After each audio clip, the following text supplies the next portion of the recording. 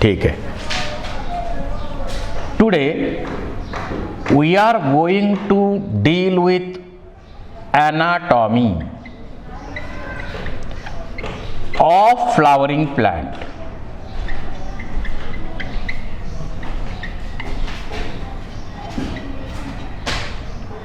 Flowering प्लांटची anatomy आपल्याला study करायची आहे. Anatomy of flowering plants. आपण याच्यापूर्वी मॉर्फोलॉजी स्टडी केली फ्लॉवरिंग प्लांटची, आणि तसाच थोडासा complicated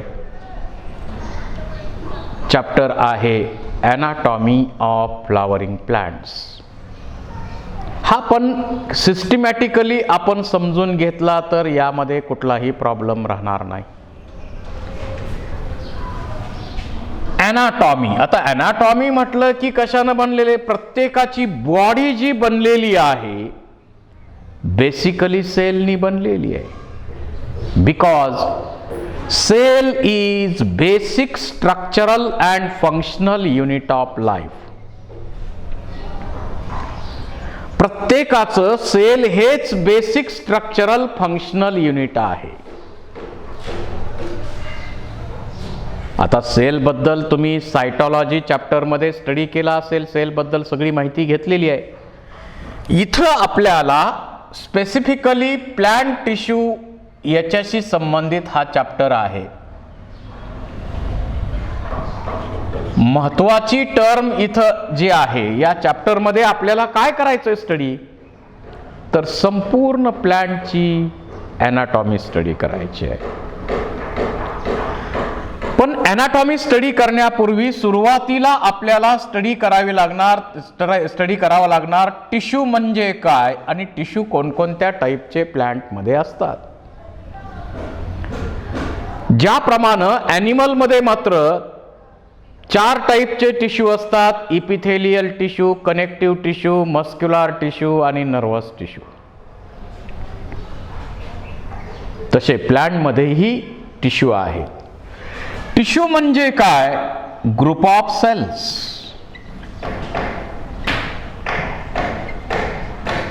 having similar origin. Having similar origin म्हणजे ज्या सेल पासून तो टिश्यू बनला असेल, सगळ्या सेल टिश्यू मधल्या त्याच सेल पासून, त्या ओरिजिनल सेल पासून बनलेल्या असणार आहे. And function.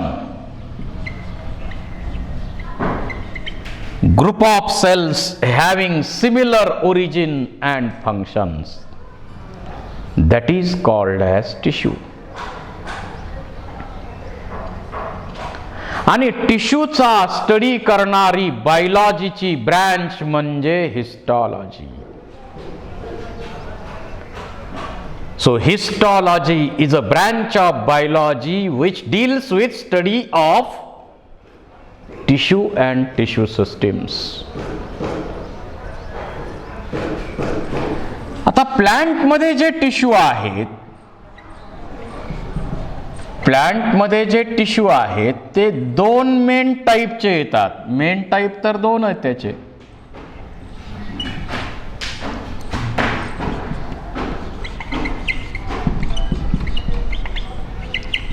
मेरिस्टेमॅटिक tissue and permanent tissue.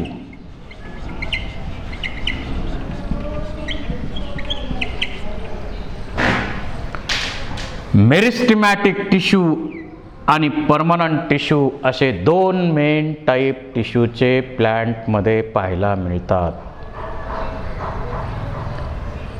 त्यापैकी पहिला टाईप इथं आहे मेरिस्टेमॅटिक टिश्यू.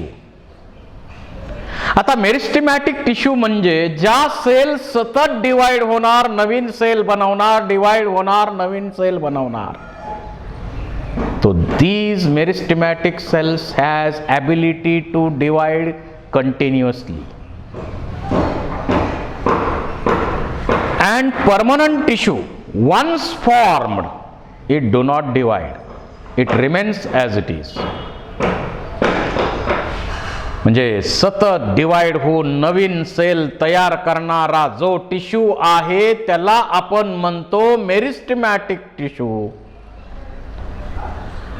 आणि एकदा सेल बनल्या की पुन्हा डिवाइड होत नाही, त्या तशाच राहतात, त्याला आपण म्हणतो परमनंट टिश्यू.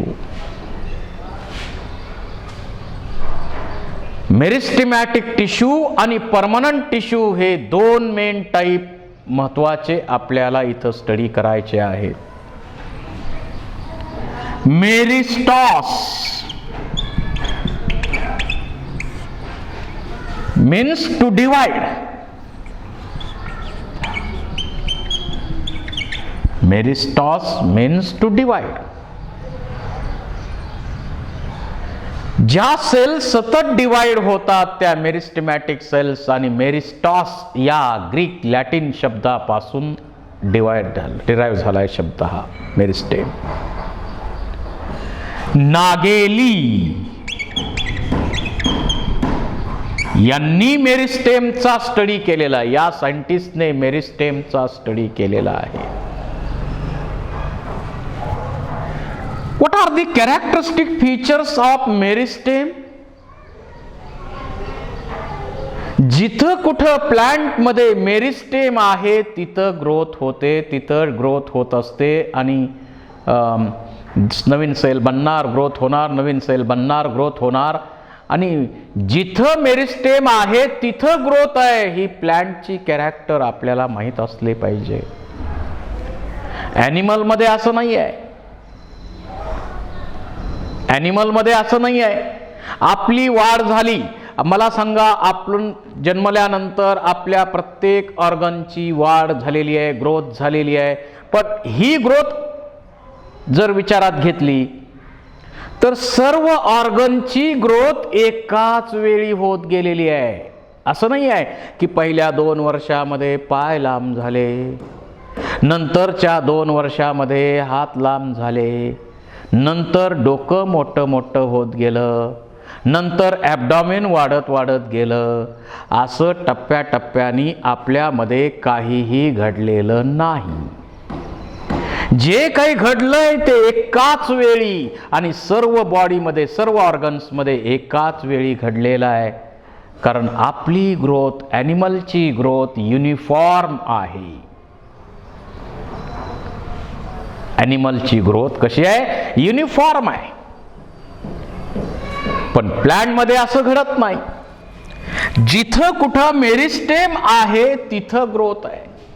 ही प्लांटची कॅरेक्टर आहे. मग अपेक्सला असेल तर अपायकल मेरिस्टेम, तिथं ग्रोथ होणार, हाईट वाढणार. जर लॅटरल असेल तर डायमीटर वाढणार. ज्या ठिकाणी मेरिस्टेम आहे तिथं प्लांटमध्ये ग्रोथ होते. आता या मेरिस्टेमच्या ज्या सेल्स आहेत त्यांच्या पिक्युलॅरिटी काय आहेत, त्यांच्या कॅरेक्टर्स काय आहेत?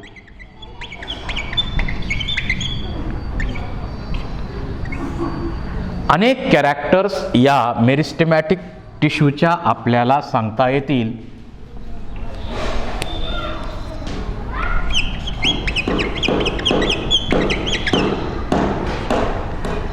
Number 1, cells are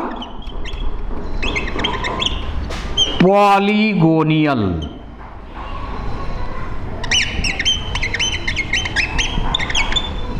or isodiametric in cell. Cells are small without intercellular spaces. म्हणजे काय? समजा ही एक सेल आहे, ही दुसरी सेल आहे, ही तिसरी सेल आहे. या सेलच्या मध्ये जर स्पेस असेल जर स्पेस असेल तर त्याला आपण म्हणतो इंटरसेल्युलर स्पेस.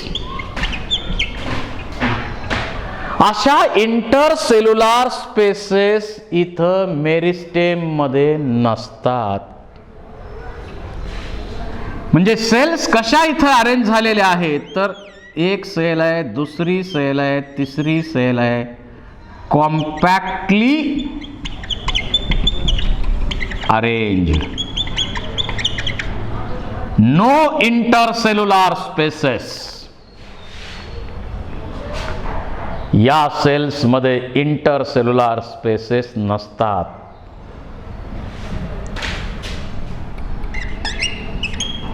त्यानंतर या सेल्समध्ये सेल वॉल जो आहे तो थिन आहे. सेल वॉल जो आहे तो थिन आहे. त्यानंतर या सेल्समध्ये डेन्सर सायटोप्लाझम आणि प्रॉमिनंट न्यूक्लियस आहे.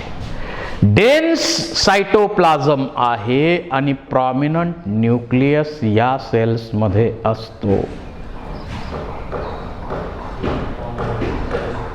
डेन्सर सायटोप्लाझम, प्रॉमिनंट न्यूक्लियस ही कॅरेक्टर यांच्यामध्ये आहे.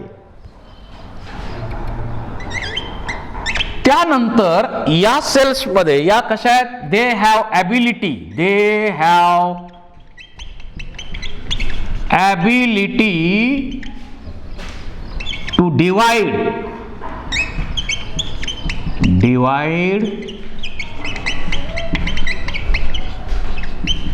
continuously to produce new cells. त्या सेल्स मध्ये कंटिन्यू नवीन सेल्स तयार करण्याची ॲबिलिटी आहे, कॅपॅसिटी आहे. ही अतिशय महत्वाची कॅरेक्टर या सेल्स मध्ये पाहायला मिळेल. या सेल्स मध्ये व्हॅक्युअल्स ज्या असतील त्या अतिशय स्मॉल असतात. प्रेझेन्स ऑफ स्मॉल व्हॅक्युअल्स ही पण या मेरिस्टेमॅटिक सेलची एक महत्वाची कॅरेक्टर आहे. Then next character is cell organelles.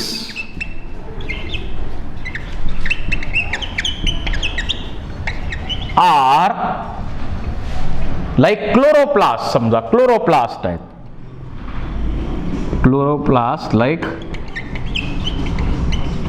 Chloroplast are present in the form of proplastid.